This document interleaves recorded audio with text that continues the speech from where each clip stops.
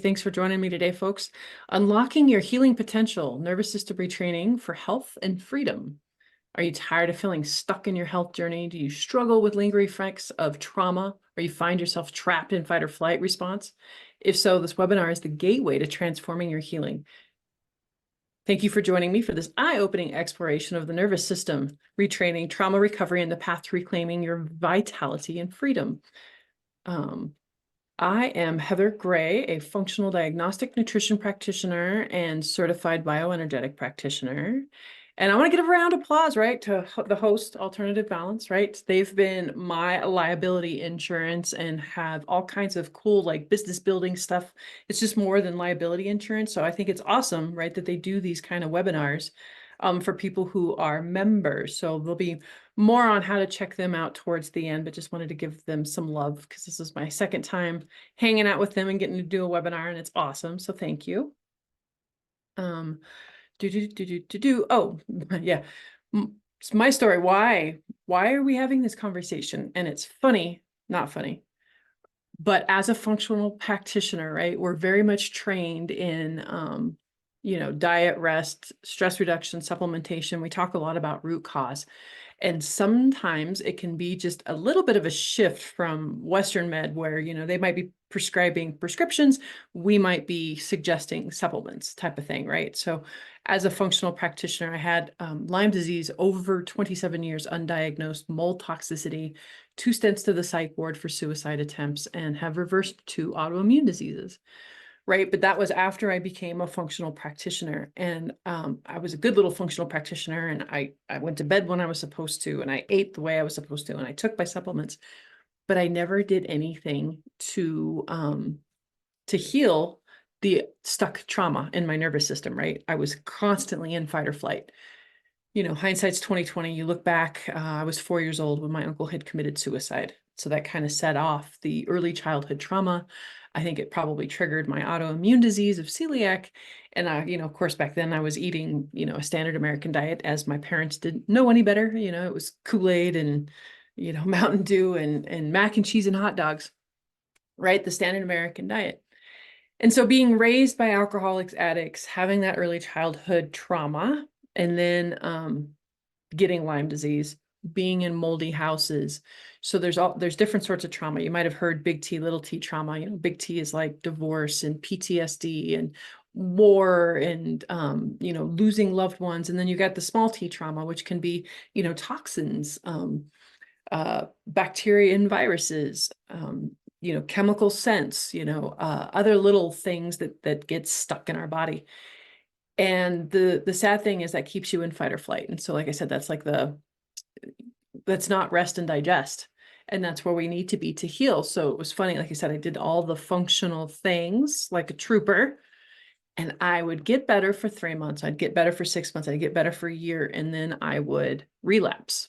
And then I would do the whole cycle all over again. I would, test for food sensitivities, dial in my gut stuff, making sure I was detoxing properly. I would get better for 3 months, for 6 months, a year, and then I would relapse. And it was finally back in 2020. I was being reactive. I was kind of picking on my stepson a little bit. And my husband says, I love you, but I'm not going to be married to an angry person anymore. He's like, I don't know what's going on with you, but we need to figure this out. And so then, asking the universe for guidance, and I get the book, The Body Keeps Score, right? If any of you have ever read it, it's highly triggering, but it was really like my first glimpse into, oh, you can actually heal this stuff. And not only can you heal this stuff, but you can do it without like traditional therapy, which a lot of times they're finding in research is actually keeping people stuck in that fight or flight because they're reliving it every time they have to talk about it. So it was that book that kind of planted the seed for me. And then it took a 2-year deep dive into this, resetting the nervous system, the trauma stuff. And so we're going to start off today. It kind of reminds me a little bit of like high school, when the teacher brings in some of you might not be old enough, brings in the TV and we watch a movie. But no, we're going to start off with just a short little video on your ANS, your autonomic nervous system, and why this is so important. And I absolutely love this video because it's just, they they put it so succinctly, and I love sharing it with my clients as well, because then it also helps them explain it to their family members, right? And other people who don't exactly understand this type of work right now. So I'm going to share my screen and play the video and keep our fingers that it works. I did test this out before everybody got on and it worked. So can you guys see, Michelle, can you give me a thumbs up? Okay, you can see this, and let me see if we can hear it. Over half of us have a Can you hear it okay? disorder, such as high blood pressure or autoimmune disease. Rates of anxiety, depression, PTSD, and addiction are skyrocketing. Why? The roots of these issues and more can often be traced to trauma, adverse childhood experiences, chronic stress, and ultimately, nervous system dysregulation. Meet your autonomic nervous system. Let's call it ANS. ANS takes care of a lot of your automatic functions, like your heartbeat, digestion, and body temperature. ANS also manages your survival and stress response, working to keep you alive when your life is in danger. ANS functions as our built-in detection system, constantly scanning our environment for cues of safety and cues of danger. As ANS scans the environment, it has 3 general responses or states. Safe. You feel calm, relaxed, and connected to those around you. Mobilized. When ANS detects danger, it sends a command and your heart rate and breathing increase. Adrenaline and cortisol are released, and blood rushes to your muscles so you can handle the threat. This is our fight-flight response. Immobilized. When ANS detects that the danger is so great that you can't fight or run, it shuts you down. In this state, our heart rate, blood pressure, and body temperature decrease, and pain-numbing endorphins are released. ANS does all of this automatically without us thinking about it. ANS doesn't just use these states for survival, it uses them to navigate through the world each day. When ANS functions well, it moves fluidly from one state to another, 1 minute mobilized and ready for action, and the next resting and recovering. ANS will often blend states together. When we play, ANS combines the mobilized and safe states, and when we are intimate with loved ones, it combines immobilized and safe states. When ANS can stay flexible and fluid like this, it helps us manage and become resilient to stress and negative events. We're able to bounce back and move on.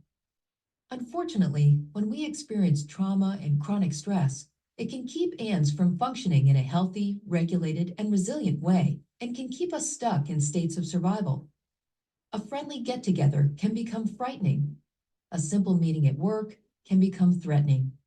For those with a history of trauma and chronic stress, the ANS detection system often becomes faulty, constantly signaling danger even when we are safe. It's like ANS is an alarm system, constantly signaling fire even when there's no smoke and no flames. Consistently living in these survival states can be debilitating, and we often develop adaptive strategies like using drugs, alcohol, food, work, or sex in an attempt to bring regulation and temporary relief. Understanding how trauma impacts us is critically important. There is a whole spectrum of experiences that can be traumatizing and adversely impact ANS, like accidents, assaults, and natural disasters, which are often called shock traumas. There is also developmental or relational trauma, when we experience chronic adversity, abuse, neglect, and lack of safety while growing up. Many other experiences can be traumatizing, including chronic stress, medical procedures, and adverse community environments, like poverty, discrimination, and violence. Additionally, new research in epigenetics shows us that trauma can get passed down genetically at least 3 generations. In the past, we've thought about trauma as events that happen to us. We now know that trauma is an experience, not an event. It's what happens inside of us as a result of what happens to us. It's our response to the event rather than the event itself. Over 20 years ago, Kaiser and the CDC launched a groundbreaking study of over 17,000 patients that showed a direct link between adverse childhood experiences, or ACEs, and long-term health and wellness. In the study, 2/3 of participants reported at least one ACE. Over 20% reported 3 or more. When participants reported 4 or more ACEs, this corresponded to an increased chance for heart disease, cancer, drug abuse, and more. With 6 or more ACEs, life expectancy decreases by almost 20 years. We are learning that many physical and emotional symptoms may emerge from a chronically dysregulated ANS. When ANS gets stuck in survival states, our biology shifts its focus from the tasks that keep us healthy, happy, and thriving to surviving the immediate perceived threat. Many conditions and symptoms that are chronic and difficult to diagnose and treat can be attributed to a dysfunctional ANS. Our childhood experiences can also keep us from connecting with others. This is vitally important because as children, our #1 survival priority is to attach to caregivers. When the people responsible for our safety aren't safe, and we are living in chronic states of unsafety, ANS doesn't get wired right. The part of ANS that judges what is safe and what is not becomes faulty. If intimacy and connection were unsafe as a child, as adults, we'll often unconsciously reject attempts from friends and partners to connect. Even though intimacy and connection is what we want, ANS feels it's unsafe and won't allow it. Trauma compromises our ability to engage with others, replacing the need for connection with the need for protection. When there has been trauma, ANS can no longer differentiate between our unsafe past and our now safe present. ANS can't turn off the need to protect, even though we are now safe. So what can we do when ANS becomes dysregulated? How do we recover from trauma and develop a healthy, regulated, resilient nervous system? Fortunately, we can retrain ANS to feel safe again. This is best done with the help of others. Each one of us has an ANS, and our ANS is constantly communicating with and attuning to the states of others. We autonomically mirror the states of those around us. This is called co-regulating. We see it in herd behavior. If one animal senses danger, the entire group becomes more alert, increasing their chances of survival. We're exactly the same. When we're with others who are stressed, angry, or depressed, it makes us feel worse. When we're with others who are calm and happy, it makes us feel better. Connecting with others who are safe, attuned, and present is the best way to restore a healthy ANS. For those struggling to recover from the impacts of trauma, there is an emerging field of innovative clinical therapies that have been developed to reestablish safety and regulation to ANS. We're also learning that many of the activities we intuitively know make us feel better, like spending time in nature, practicing yoga, dancing, helping others, and more, can help ANS become more regulated and resilient. Healing from trauma and finding release from being stuck living in survival states comes as ANS becomes regulated, increases its capacity for resilience, and regains its flexibility. It's not about being calm all the time or mobilized all the time. It's about having a flexible and resilient nervous system that can accurately assess safety and danger and responds appropriately.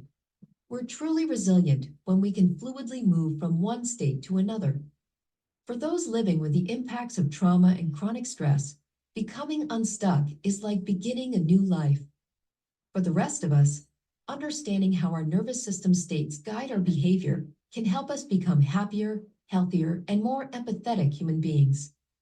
Collectively, we have an epidemic of social issues that are rooted in trauma. If we can do the work to heal past traumas and build healthy, regulated nervous systems as individuals, families, and communities, we can end the cycles that continue to reinforce our greatest challenges and create a safer, vibrant, and more connected world.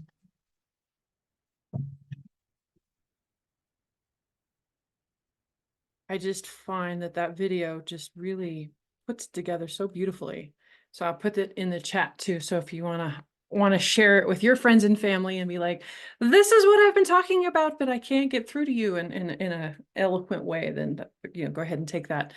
But how many of you, can relate to those like 4 different buckets of trauma, right? Like I was like, oh yeah, I've got a little bit of that, I've got a little bit of that, I've got a little bit of that, and a little bit of that. And for me, it definitely was a lot of mold. So mold is insidious about turning on those alarm bells. And even when you move out of the mold or you get out of the mold, it's like somebody forgot to turn off the alarm. And so your alarm bell is continuing to go off, even though you're not in in any kind of danger anymore.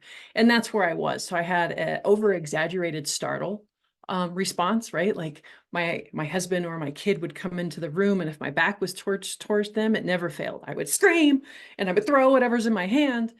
And then I'd have that pulse of adrenaline go through me, which felt toxic, and I felt like crap.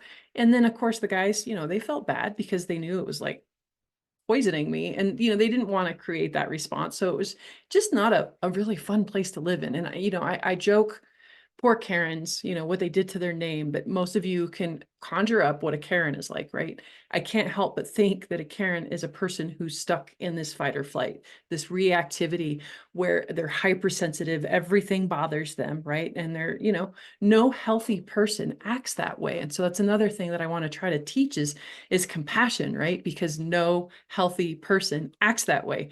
And so thank God to the people in my life who showed me grace when I was not being very graceful, right? When I was being reactive and in that state, and I couldn't help it.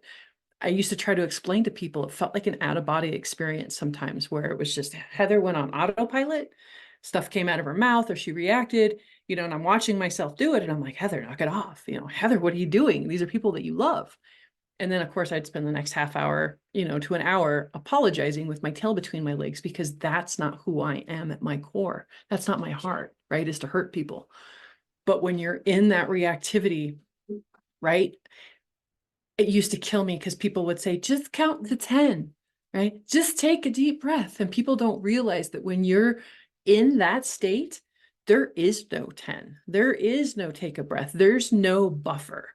And so a lot of this work has to be done when you are in a little calmer space. So that way it's like a muscle that you're building, a tool that that you can grab, right? When then the time comes. So trying to remember to do this when you're triggered and reactive, it's going to be in vain. So I'm going to show you some different things that I did in the past couple of years. And like I said, the beautiful part about it is that you don't have to relive the trauma or even remember. I had so much trauma and then a mixture with the Lyme disease and the mold that my childhood is erased.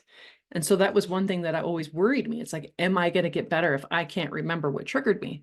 Right? I imagine there's quite a few of you who can relate to that. So not having to relive that, what a beautiful thing, right? But like I said, they take practice multiple times a day. Seriously, each one of these exercises take like 30 seconds, but whatever it takes for you to remember to do them is where the magic's going to lie. And so when I'm working with my clients, I tell them, do a couple of times before you eat, right? If you have to, if you eat at 11, set a timer on your phone for 10:45 every day.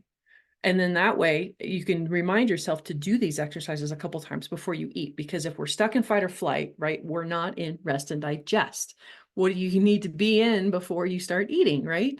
Get your body into digestion. So many folks out there with food sensitivity, digestive issues, and a lot of them can be alleviated by just getting into that rest and digest mode right before you eat, right? How many of you are go, go, go, eating on the fly, watching TV while you eat, distracted, get through it as fast as possible. And it's a no wonder that, we have such wrecked guts.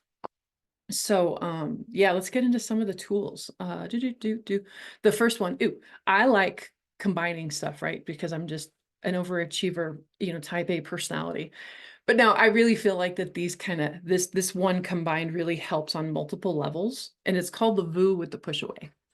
And so the VU is like chanting or singing or gargling or gagging, which you've heard helps stimulate the vagus nerve. The vagus nerve is attached to almost every system, every area in our body. And so if the vagus nerve is not working properly, we're not going to be getting signals to different places in the house, right? So they won't be working. So the VU helps stimulate that vagus nerve. And when we combine it with the push away, a lot of us that have been chronically ill for a long time also have a tendency to be on the empathic side of things, right? They have a tendency to be a little bit more sensitive. And I know for me, I had a tendency to suck up everybody's energy like a sponge. And then a lot of times I was starting fights with my ex-husband, and I didn't even know what the hell the fights were about. I don't even think that energy was mine 9 times out of 10, right? Because I was just so empathic and so kind of tuned in. That's also a key player for folks who have early childhood trauma. That kind of trauma ends up kind of wiring you to be a little bit more on the empathic side. So the push away helps to kind of reclaim your energetic bubble, right? To, this is my space, this is where I live, and I don't have to take on everybody else's crap. And so when you do it, we're going to put our kind of hands up by our shoulder, and you're going to push away like you're literally pushing away a boulder, and we're going to do it slow. And I want you to like engage your arms where it like shakes, like actually act like you're pushing something away. And at the same time, we're going to be doing the VU. So we'll take a deep breath through our nose. And then as we go out, we're going to push. And it doesn't matter if it's pretty and in tune. Just push. See, for those of you who did that, like, can you kind of feel yourself? Like, did you come down like, oh, a couple notches? Like I was a little nervous. I'm always a little nervous to get up and talk. I love doing it, but it makes me nervous. So, wow, that felt amazing. And then you can also like do it to the top, and you can do it to the bottom, and you can do it to the side, right? To really push out that energetic bubble. So my husband can always tell that I'm having a hard time when I'm in the grocery store, because he'll see me stand there and I'm just doing this, right? Because I don't want to come across as a Karen to these people in the grocery store. I want to play with them because I'm sitting in front of a desk all day and I don't get to be around humans. And so I really want to make sure that I'm showing up as Heather and not Heather triggered, right? So he'll see me just stand there, and I'm pushing away my energy. But so you could do that a couple of times before you eat, right? Multiple times a day. I did a workshop with Dr. Amy Apigian. She does the biology of trauma. She has like a 21-day, kind of resetting your nervous system. And that's where I learned a lot of these exercises. And by the end of that 21 days, my husband could walk up the stairs and I could hear him. And I turned around and said, "Hello, honey," instead of, so I mean, what a gift that was. What a gift to not have to react to anything. Amy Apigian, hold on. And she spells her name a little different.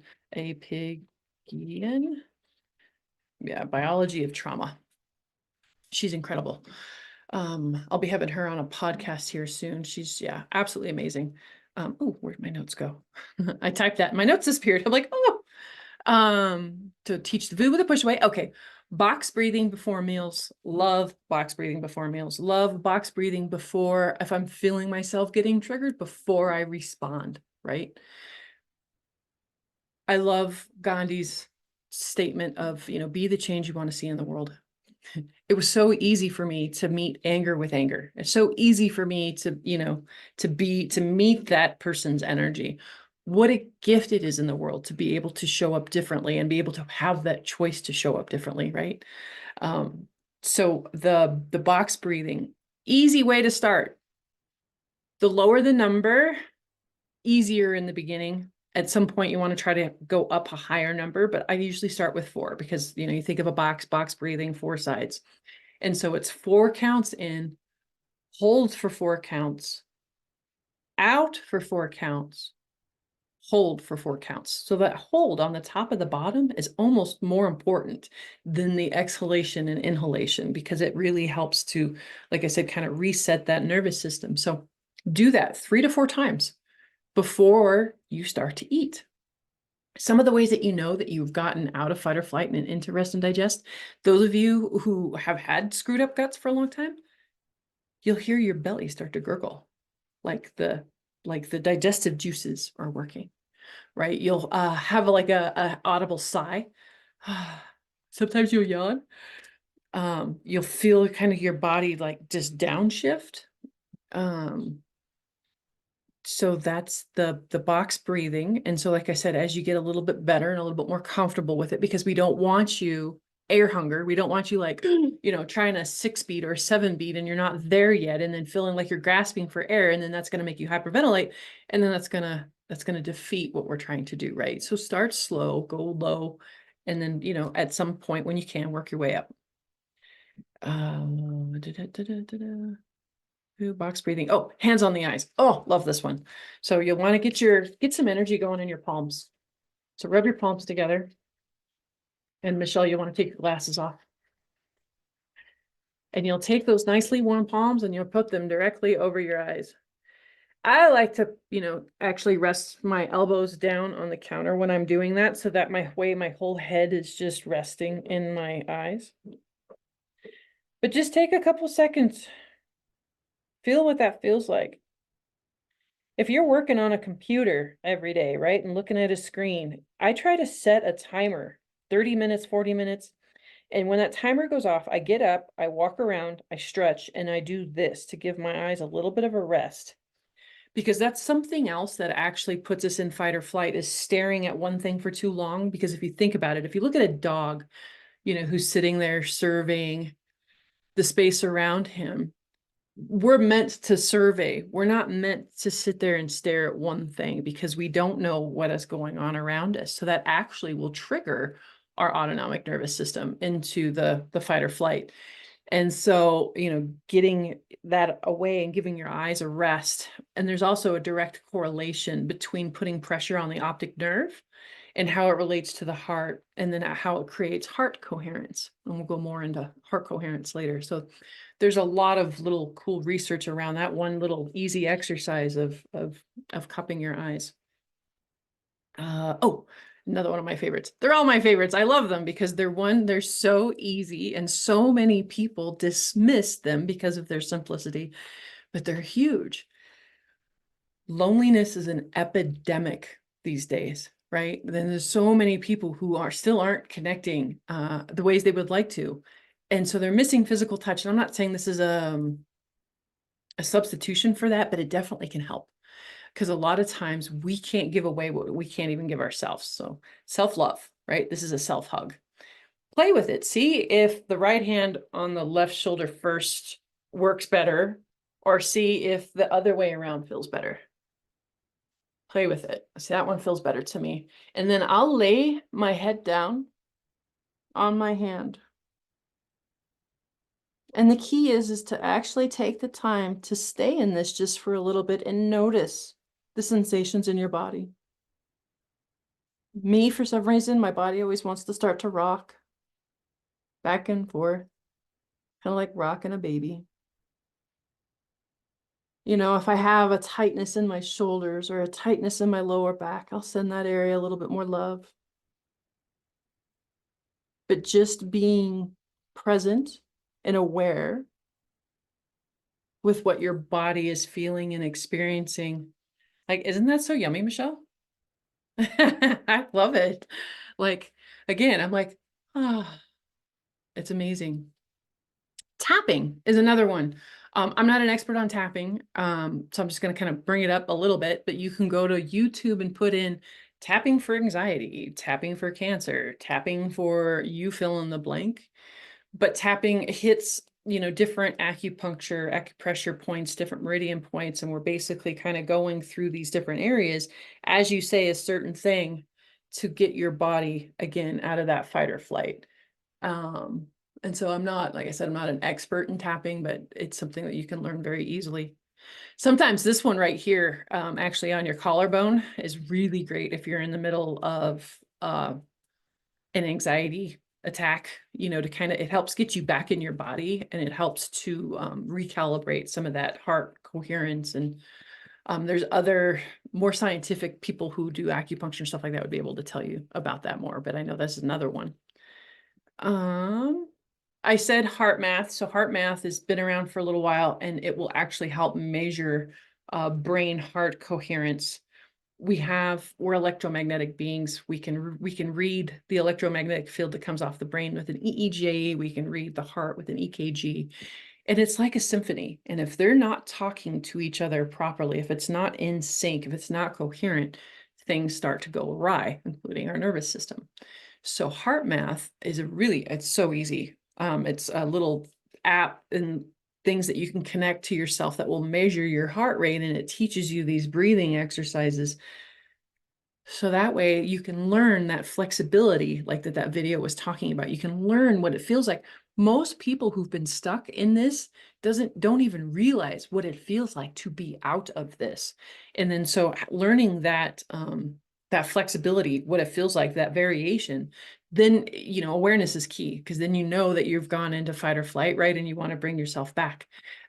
It's so beautiful. And it'll show you like in real time, you'll get little dings and reds and greens and blues to kind of show that you're in coherence or not. So I love heart math. There's so many cool things out there. DRNS is another one. Gupta is another course.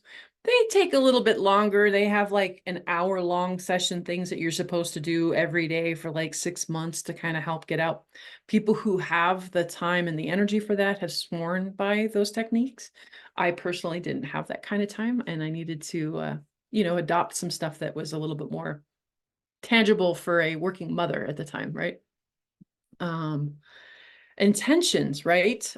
Intentions are huge. I was saying that I was brought up with addicts, alcoholics, and being told that I was stupid, being told that I wasn't worthy, being told I was fat and ugly and dumb and never going to amount to anything, right? Those messages also keep us stuck in fight or flight. And so it was a whole nother ball game to learn mindfulness on top of this to help out of this. So it was funny. My husband brought it up to my attention one day. I didn't even realize I was doing it, but I was berating myself pretty badly. And he goes, "Stop talking to my wife like that." And it kind of caught me off guard. And I was like, holy shit. Sometimes how many of you can relate to, speaking to yourself in a way that you wouldn't speak to anybody, right? There's no way that been so much research on thoughts being things and what kind of chemical responses they start in the body. So again, if you're saying these things to yourself over and over again, you're creating a chemical response that is also then keeping you in fight or flight. And this is this is a muscle I have to flex every day. Like I don't have to do those exercises as much anymore. I've gotten some pretty great resilience with my autonomic nervous system. But the mindfulness, I have to start off every morning with this 5-minute meditation, and I have to listen to something inspiring like Joe Dispenza or my manifesting bestie or Lynn McTaggart, right? The intention experiment, the power of 8. There's so many amazing thought leaders out there, but I have to. It's something I have to do every day. And I've seen when I've gone astray, I've kind of gone back to my old berating, negative self, because we're hardwired that way, one, to begin with, because we're hardwired to look for safety and issues in our environment. And so we'll always kind of default to the negative, unfortunately. So it takes a little bit more work to rewire that and to stay that way. So it's no different than brushing your teeth every day. You wouldn't brush your teeth once every 2 weeks and expect to have healthy, clean teeth, right? This is just another one of those things that I put in my toolbox every day as my self-care, to make sure that my mind, body, brain, spirit are whole. Let's see. Oh, the Lynn McTaggart too, her attention experiment. She has these cool visuals with seeds that she did, and all this amazing research of like these seeds that they got intention sent to and other ones who didn't. And the ones that did grew like 3 times taller than the other ones. Like it goes on and on and on. It's absolutely mind blowing. She's really amazing. But being calm. Okay, yeah. And the last part of that was a lot of times there is a real biological reason why you are having, why you are having anxiety and kind of being stuck in these issues. Like me, I know I have a genetic predisposition to actually be more on the sensitive, oh my gosh, what's the word? I'm losing it now. Empathetic side, and that childhood trauma. So the person who makes a mountain out of a molehill, it's actually in my genes that I'm kind of wired that way. It's crazy. And I also have something called pyrrole disorder and copper excess. So if I ever have a client who comes to me with chronic anxiety and they've tried all these different things, a lot of low-hanging fruit can be this pyrrole disorder or this copper excess. So pyrroles are a byproduct of oxidative stress, and our bodies can't do anything with them. So we tries to get rid of them out, and it's secreted through urine. It's actually how you can run a test to see if you've got pyrrole disorder. It's a urine test. But on its way out of your body, it's sucking up all the zinc and it's sucking up all the B vitamins. you need zinc and B vitamins to help move neurotransmitters. Like you need these things for so many different metabolic processes in the body that if you are lacking them, you are going to present with depression and anxiety and reactivity. And so it can be some low-hanging fruit of testing for pyrroles and then getting you on some good B vitamins, zinc. There's a few other vitamins along with that. Same thing with copper excess. Like I found too, a lot of postpartum women, a huge amount of postpartum women, when we're pregnant, copper goes up because copper is needed for healthy development in babies. Sadly, if the moms have crappy detox genes like myself, that copper never gets detoxed out properly, so it stays elevated. Now, if mom has multiple children, then it compiles on itself. So sometimes, those women that are like, I didn't have postpartum the first kid, but by the third kid, man, I'm wanting to take myself out, could be copper excess. Again, there's a blood test I can do. So it's looking for copper, zinc, and ceruloplasmin. And there's a certain ratio and percentage that these are supposed to be in with each other to be healthy.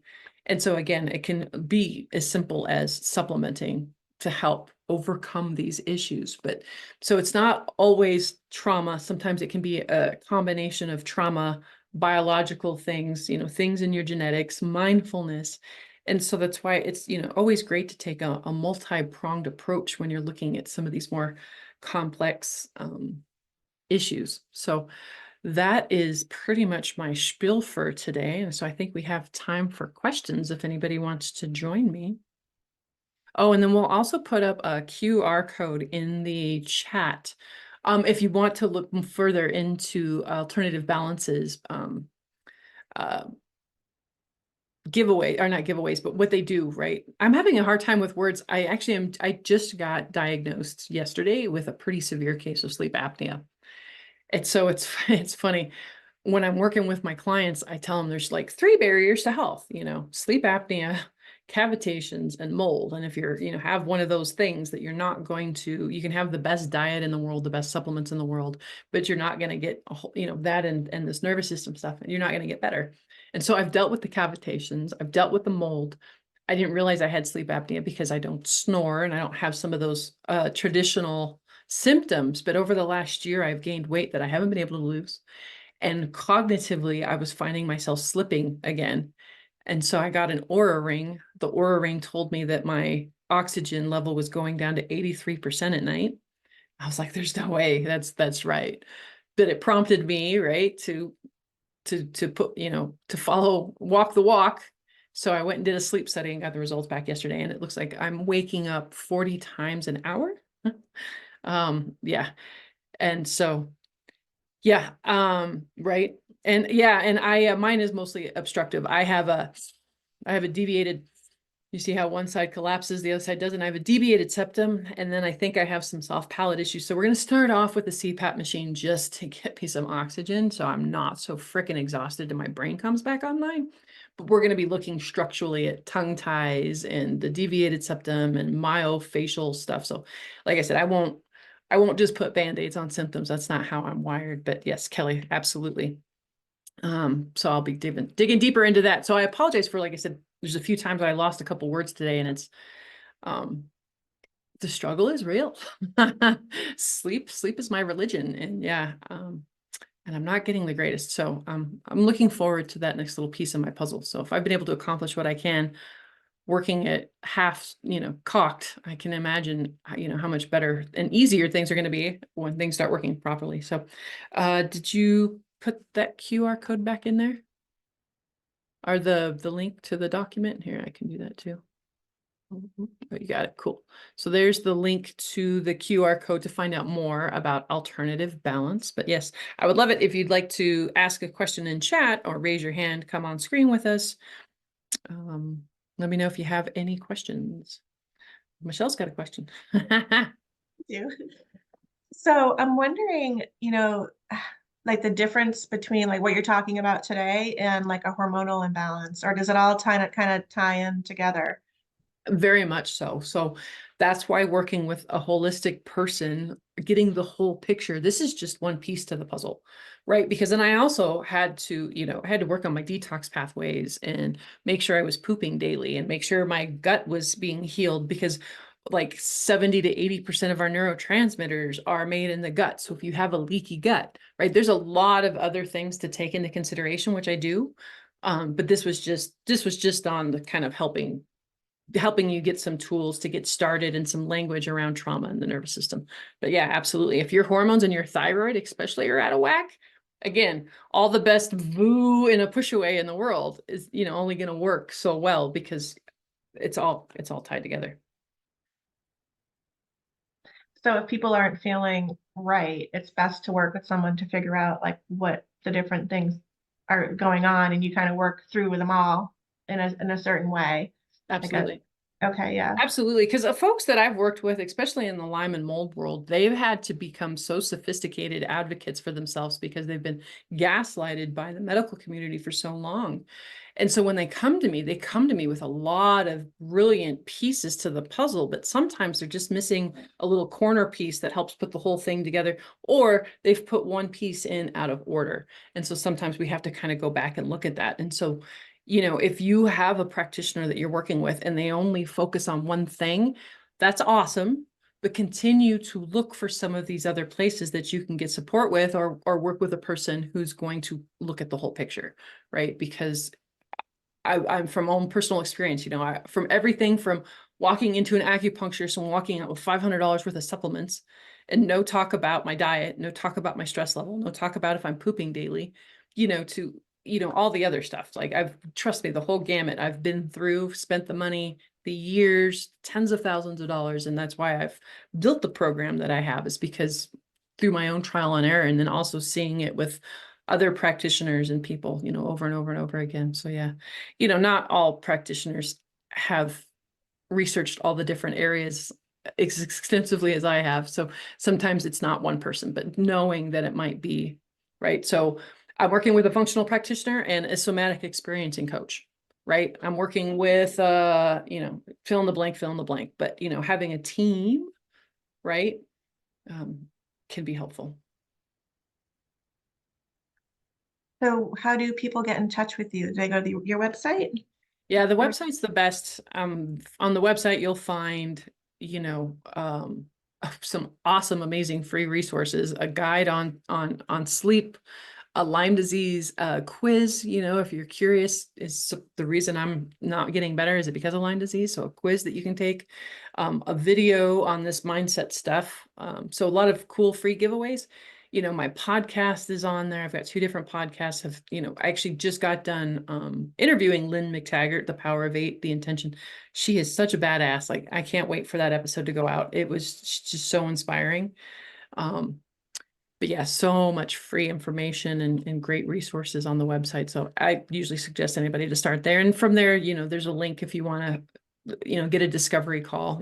I do low cost 15-minute discovery calls to see if what I do is a fit. Because, I'm a different flavor than a lot of other people. And, it would be arrogant to think that everybody can work with everybody. Sometimes it's just not a fit, and that's okay. But that's why I offer low cost discovery calls, just to kind of feel that out, to see if what I do is a fit for you. Okay. So that's all in the limeboss.com, right? Yep. That's LYME. Okay. Correct. So both the discovery call and things like that. So that's really cool. It was really awesome having you here. Thank you so much. I appreciate you letting me come back. You're very refreshing and honest, and I love that. So it's helpful, to Absolutely. have that kind of outlook on things. So I appreciate that. So I'll send the recording out to everybody, and I'll post it in the Facebook group, and I'll also send an email with some links that Heather talked about today. So yeah, so I guess if anybody doesn't have any questions, we'll say thank you to Heather, and just look forward to the email. Sounds great. Thanks again, Michelle. I appreciate you all sticking with me. Thank you. All right. Have a good day. Bye. Bye.